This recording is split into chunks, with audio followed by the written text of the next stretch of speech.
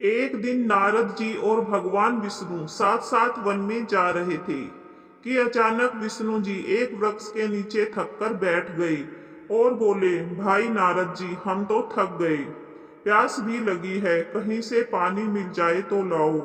हमें हमसे तो प्यास के मारे चला ही नहीं जा रहा है, हमारा तो गला सूख रहा है। नारद जी तुरंत सावधान हो गई, उनके होते हुए भला भगवान प्यासे रहे। वे बोले, भगवान अभी लाया, आप थोड़ी देर प्रतीक्षा करें। नारद जी एक और दौड़ लिए, उनके जाते ही भगवान मुस्कुराए और अपनी माया को नारद जी को सत्य के मार्ग पर लाने का आदेश दिया। माया शुरू हो गई। नारद जी थोड़ी दूर ही गए होंगे कि एक गांव दिखाई पड़ा, जिसके बाहर कुएं पर कुछ युवा स्त्रियां पानी भर रही थी। कुएं के पास जब वे पहुंचे तो एक कन्या को देखकर अपनी सुध-बुध खो बैठे, बस उसे ही निहारने लगे। यह भूल गए कि वे भगवान के लिए पानी लेने गए थे। कन्या भी समझ गई। वह जल्दी जल्दी जल से घड़ा भरकर अपनी सहेलियों को पीछे छोड़कर घर की ओर लपकी। नारद जी भी उसके पीछे हो लिए। कन्या तो घर के अंदर चली गई, लेकिन नारद जी ने द्वार पर खड़े होकर नारायण नारायण का अलख जगाया। गृह स्वामी नारायण का नाम सुनकर बाहर आया। उसने नारद जी को तुरंत पहचान लिया। अत्यंत विनम्रता और आदर के साथ वह उन्हें घर के अंदर ले गया और उनके हाथ पैर धुलाकर स्वच्छ आसन पर बैठाया तथा उनकी सेवा सत्कार में कोई कमी न छोड़ी। तब शांति के साथ उनके आगमन से अपने को धन्य बताते हुए अपने योग्य सेवा के लिए आग्रह किया। नारद जी बोले, आपके घर में जो आपकी कन्या जल का घड़ा लेकर अभी अभी आई है, मैं उससे विवाह करना चाहता हूँ। गृह स्वामी एकदम चकित रह गया, लेकिन उसे प्रसन्नता भी हुई कि मेरी कन्या एक ऐसे महान योगी तथा संत के पास जाएगी। उसने स्वीकृति प्रदान कर दी और नारद जी को अपने घर में ही रख लिया। 2-4 दिन पश्चात सुमुहूर्त में अपनी कन्या का विवाह नारद जी के साथ कर दिया तथा उन्हें ग्राम में ही उतनी धरती का टुकड़ा दे दिया कि खेती करके वे आराम से अपना पेट भर सके।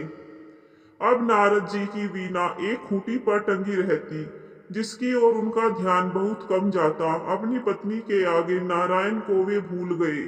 दिन भर खेती में लगे रहते, कभी हल चलाते, कभी पानी देते, कभी बीज बोते, कभी निराई गुड़ाई करते। जैसे जैसे पौधे बढ़ते, उनकी प्रसन्नता का ठिकाना ना रहता। फसलें हर वर्ष पकती कटती, अनाज से उनके कोठोर भर जाते। नारद जी की गृहस्थी भी बढ़ती गई। 3-4 लड़के लड़कियां भी हो गए। अब नारद जी को एक क्षण भी फुर्सत न थी। वे हर समय उनके पालन पोषण तथा पढ़ाई लिखाई में लगे रहते अथवा खेती में काम करते। अचानक एक बार वर्षा के दिनों में तेज बारिश हुई। कई दिनों तक बंद होने का नाम ही नहीं लिया। बादलों की गरज और बिजली की कड़क ने सबके हृदय में भय उत्पन्न कर दिया। मूसलाधार वर्षा ने ग्राम के पास बहने वाली नदी में बाढ़ की स्थिति पैदा कर दी। किनारे तोड़कर नदी उफान पड़ी। चारों ओर पानी ही पानी, कच्चे पक्के सभी मकान ढहने लगे। घर का सामान बह गया, पशु भी डूब गए, अनेक व्यक्ति मर गए। गांव में त्राही त्राही मच गई। नारद जी अब क्या करें? उन्होंने भी घर में जो कीमती थोड़ा बहुत सामान बचा था, उसकी गठड़ी मुठड़ी बांधी और अपनी पत्नी तथा बच्चों को लेकर पानी में से होते हुए जान बचाने के लिए घर से बाहर निकले। बगल में गठड़ी, एक हाथ से एक बच्चे को पकड़ा, दूसरे से अपनी स्त्री को संभाले तथा पत्नी भी एक बच्चे को गोद में लिए। एक का हाथ पकड़े धीरे धीरे आगे बढ़े। पानी का बहाव अत्यंत तेज था तथा यह भी पता नहीं चलता था कि कहाँ गड्ढा है और कहाँ टीला। अचानक नारद जी ने ठोकर खाई और गठरी बगल से निकलकर बह गई। नारद जी गठरी कैसे पकड़े? दोनों हाथ तो घिरे थे। सोचा, जैसा इसकी इच्छा, फिर कमा लेंगे। कुछ दूर जाने पर पत्नी एक गड्ढे में गिर पड़ी और गोद का बच्चा बह गया। पत्नी बहुत रोई, लेकिन क्या हो सकता था। धीरे धीरे और दो बच्चे भी पानी में बह गए। बहुत कोशिश की उन्हें बचाने की, लेकिन कुछ न हो सका। दोनों पति पत्नी बड़े दुखी, रोते कलपते एक दूसरे को सांत्वना देते आगे कोई ऊंची जगह ढूंढते बढ़ते रहे। एक जगह आगे चलकर दोनों एक गड्ढे में समा गए। नारद जी तो किसी प्रकार के गड्ढे में से निकल आए, लेकिन उनकी पत्नी का पता नहीं चला।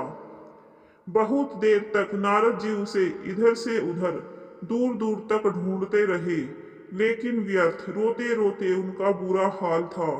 हृदय पत्नी और बच्चों को याद कर करके फटा जा रहा था। उनकी तो सारी गृहस्थी उजड़ गई थी। बेचारे क्या करे, किसी को से अपने भाग्य को या भगवान को। भगवान का ध्यान आते ही नारद जी के मस्तिष्क में प्रकाश फैल गया और पुरानी सभी बातें याद आ गई। वे किस लिए आए थे और कहाँ फंस गए। ओहो, भगवान विष्णु तो उनकी प्रतीक्षा कर रहे होंगे। वे तो उनके लिए जल लेने आए थे और यहाँ गृहस्थी बसाकर बैठ गए। वर्षों बीत गए गृहस्थी को बसाने में, और फिर सब नष्ट हो गया। क्या भगवान अब भी मेरी प्रतीक्षा में उसी वृक्ष के नीचे बैठे होंगे। यह सोचते ही बाढ़ नदारद हो गई। गांव भी अंतर्ध्यान हो गया। वे तो घने वन में खड़े थे। नारद जी पछताते और शर्माते हुए दौड़े। देखा कुछ ही दूर पर उसी वृक्ष के नीचे भगवान लेटे हैं। नारद जी को देखते ही वे उठ बैठे और बोले, अरे भाई नारद, कहाँ चले गए थे, बड़ी देर लगा दी। पानी लाए या नहीं। नारद जी भगवान के चरण पकड़कर बैठ गए और लगे अश्रु बहाने। उनके मुंह से एक बोल भी न फटा। भगवान मुस्कुराए और बोले, तुम अभी तो गए थे, कुछ अधिक देर थोड़े ही हुई है। लेकिन नारद जी को लगता है कि वर्षों बीत गई। अब उनकी समझ में आया कि सब भगवान की माया थी, जो उनके अभिमान को चूर चूर करने के लिए पैदा हुई थी। उन्हें बड़ा घमंड था कि उनसे बढ़कर त्रिलोक में दूसरा कोई भक्त नहीं है। जरा सी देर में ढेर हो गया। वे पुनः सरलता और विनय के साथ भगवान के गुण गाने लगे। इस कथा से हमें यह शिक्षा मिलती है कि यदि हमारे पास कुछ है, अपने हमने अथक परिश्रम, लगन तथा निष्ठा से कुछ प्राप्त कर लिया है, चाहे वह अपार धन हो, शारीरिक शक्ति हो, भरा पूरा परिवार हो, या फिर कोई ऊंची योग्यता, पद या यश हो, तो उस पर घमंड क्यों करे। क्या हमसे ऊपर और लोग नहीं है? क्या हम ही सर्वोपरि है? अनेक हमसे पहले हो चुके हैं और आगे भी होंगे, फिर घमंड कैसा। जय जय श्री राधे।